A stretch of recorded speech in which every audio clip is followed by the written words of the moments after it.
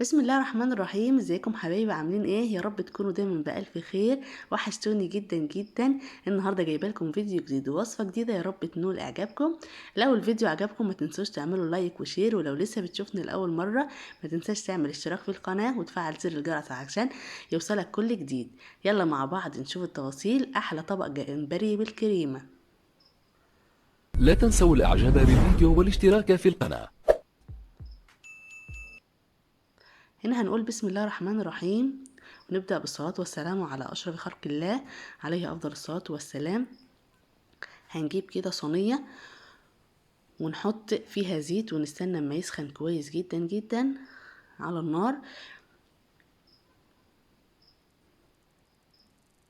بعد كده هنجيب بصل جوليان او بصل ترانشات كده زي ما انتم شايفين، اللي هو بصل حلقات، ونقلبه تقليبة بسيطة. وبعد كده فلفل اخضر برضو حلقات كده، وندوها تقليبة كويسة كده على النار لحد ما نحس ان البصل اخد معايا لون كده بسيط. هنقلبه على النار كويس جدا.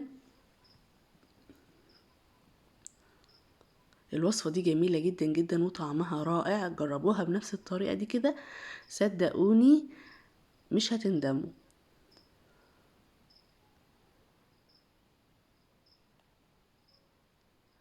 هنقلب كويس جدا، انا معاكم خطوة بخطوة اهوت. هنقلب كويس جدا لحد البصلة معايا ما تدبل بالطريقة دي كده. هنجيب بقى الجمبري نقشروه كويس جدا من القشر بتاعه، ونطلع السلسلة الرمل اللي تبقى في الظهر زي ما انتم شايفين بالطريقة دي كده. انا منضفاه ومطلعه السلسلة من الظهر كده، سلسلة الرمل اللي بتبقى في الظهر كده. نفتح فتحة صغيرة كده في الظهر ونطلع السلسلة اللي بتبقى كلها رمل كده في الظهر، في ظهر الجمبري. الحتة دي بتفرق خالص في تنظيف الجمبري عشان مضايقناش في الاكل واحنا بناكل، وبتبقى الرمل كله بيطلع في الاكل كده. دبلنا البصلايه والقرن الفلفل كويس جدا بالطريقه دي كده. هنجيب مع بعض بقى 4 معالق ذرة اصفر، اللي هو طبعا خاص بالمأكولات، ونقلب برضو كويس جدا. احنا بنسوي البصلة وبنسوي كل حاجة لان الجمبري مش بياخد معايا سوا كتير، فبنحاول ان احنا نسوي نص تسوية كده قبل ما نضيف الجمبري معانا. دلوقتي بقى هنضيف الجمبري بالشكل ده كده بعد ما سوينا البصلاية والفلفل الاخضر والذرة الاصفر. قلبناهم شوية كده وبعد كده ضفنا الجمبري بالطريقة دي كده. نقلبه شوية على النار لحد الجمبري ما يمتزج مع البصلة كده وياخدوا من طعم بعض كده الطريقة دي كده. شايفين انا معاكم خطوة بخطوة.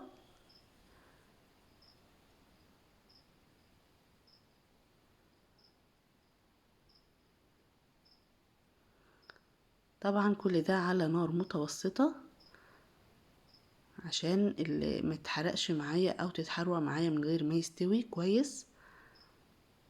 نقلب كويس جدا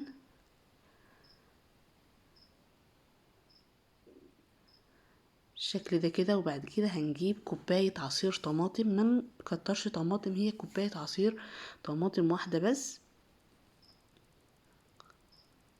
ونسيبها تسبك مع بعضها كويس. الجمبري ياخد من صوص الطماطم وياخد مع البصلة كده يسبك مع بعضه.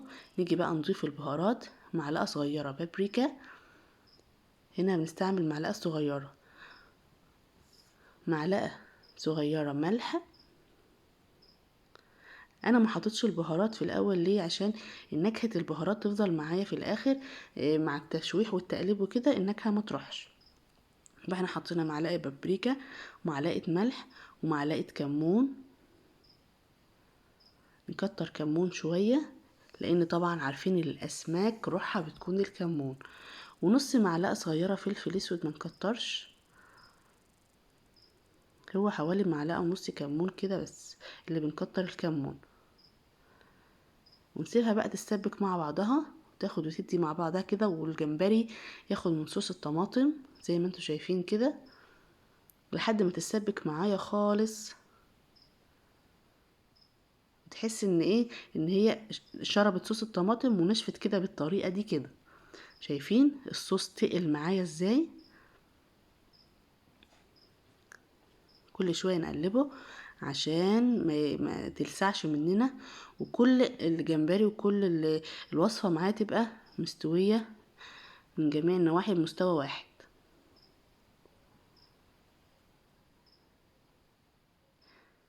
كده حسيت ان الجمبري استوى معايا. في اخر وصفة، اخر لحظة بقى، هنضيف كوباية كريمة لباني. ولو مش موجود عندنا كريمة لباني، هتبقى معلقتين قشطة على نص كوباية لبن او كوباية الا ربع لبن. يبقى كريمة لباني، لو مش متاح كريمة لباني تبقى معلقتين قشطة على نص كوباية لبن. بالشكل ده كده صدقوني الوصفة دي خطيرة، طعمها جميل جدا.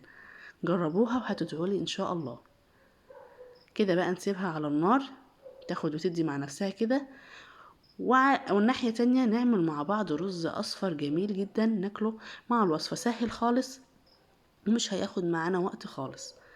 هنا هنجيب حلة ونحط الزيت ونسيبه اما يسخن كويس جدا.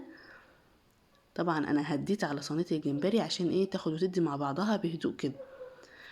وفي الناحية التانية بقى سايبت الزيت لما يسخن كويس جدا، وكنت غاسلة الرز ومصفياه، غاسلة الرز كويس جدا ومصفياه. وهضيف هنا بقى الرز على الزيت بعد الزيت ما سخن معايا كويس جدا. وهقلب الرز شوية في الاول كده مع الزيت عشان يبقى مفلفل معايا وجميل، ما يعجنش مني. الخطوة دي في الرز بتخلي الرز مفلفل وجميل جدا ما يعجنش مني.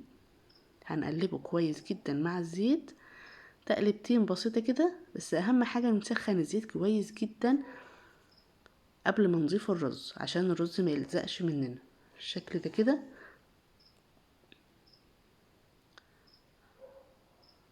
هنضيف بقى هنا ايه، معلقة توم مفروم. رز بالثوم وصفة خطيرة جدا جدا مع وصفة الجمبري ديت. يبقى احنا كده حطينا زيت وسيبناه ما سخن، وبعد كده نزلنا بالرز ونقلبه وضفنا معلقة توم مفروم مع الرز.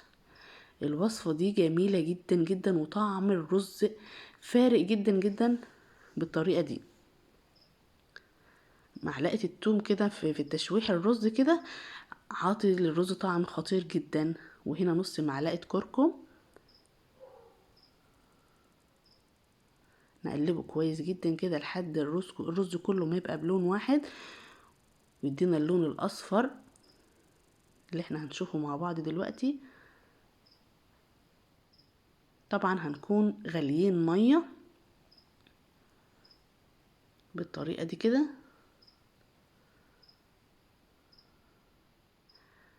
هنحط بقى مية مغلية، وطبعا هكون ضفنا نص معلقة فلفل اسود وضفنا الملح بتاعنا وسيبناه بقى اما استوى خالص وهدينا عليه. ودي وصفتنا رز بالثوم مع وصفة الجمبري بالكريمة، جميلة جدا جدا. يا رب تعجبكم. والسلام عليكم ورحمة الله. لا تنسوا الإعجاب بالفيديو والاشتراك في القناة.